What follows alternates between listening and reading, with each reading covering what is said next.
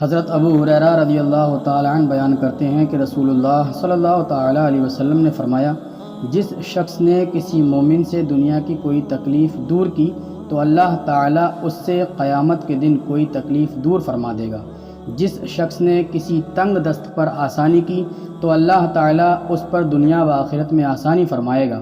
جس نے کسی مسلمان کی عیب پوشی کی تو اللہ تعالیٰ اس کی دنیا و آخرت میں عیب پوشی فرمائے گا۔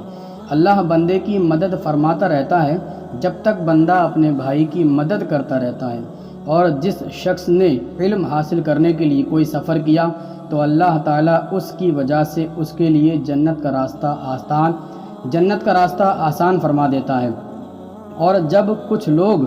اللہ کے کسی گھر میں اکٹھے ہو کر اللہ کی کتاب کی تلاوت کرتے ہیں اور آپس میں پڑھتے پڑھاتے ہیں تو ان پر سکینت نازل ہوتی ہے، رحمت انہیں ڈھانپ لیتی ہے، فرشتے انہیں گھیر لیتے ہیں، اور اللہ اپنے پاس فرشتوں میں ان کا تذکرہ فرماتا ہے، اور جس کے عمل نے اسے پیچھے کر دیا تو اس کا نسب اسے آگے نہیں بڑھا سکتا۔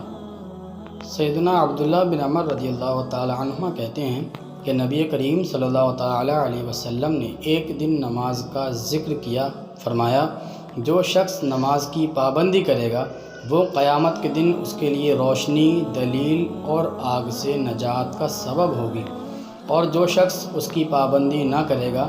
وہ اس کے لیے نہ روشنی ہوگی، نہ نجات ہوگی اور نہ دلیل، بلکہ وہ قیامت کے دن قارون، فرعون، حامان اور ابی بن خلف کے ساتھ ہوگا۔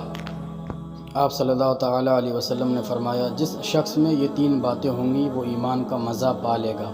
ایک یہ کہ وہ شخص جسے اللہ اور اس کا رسول ان کے ماں سوا سے زیادہ عزیز ہوں، اور دوسرے یہ کہ جو کسی بندے سے محض اللہ ہی کے لیے محبت کرے، اور تیسری بات یہ کہ جسے اللہ نے کفر سے نجات دی ہو پھر دوبارہ کفر اختیار کرنے کو وہ ایسا برا سمجھے جیسا آگ میں گر جانے کو برا جانتا ہے۔